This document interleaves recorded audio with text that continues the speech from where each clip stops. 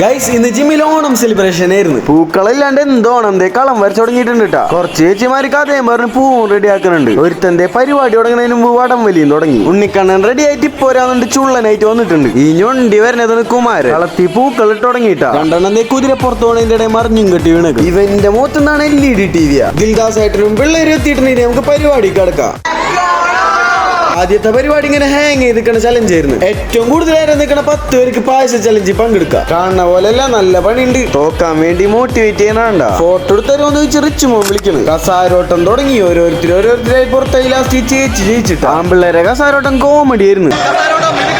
ഓരോരുത്തരായി പുറത്തായി ലാസ്റ്റ് കുമാരൻ കള്ളക്കളി എടുത്ത് ജയിച്ചിട്ടാ. ആ പാവത്തിന്റെ കിടപ്പ് നോക്കൂ. പായസ ചലഞ്ചിന് സ്റ്റാർട്ട് പറഞ്ഞത് മാത്രം ഓർമ്മയുള്ളൂ. ഇവന്മാര് കൂടി തുടങ്ങിയപ്പോൾ ഈ ഭീകരൻ ഒറ്റ വലിക്ക് 5 കൂടി ചേർത്തെന്ന്. ഞാൻ ഉണ്ണിക്കണ്ണൻ ഒരേ ഗ്ലാസ് വെച്ച് കുടിച്ചു.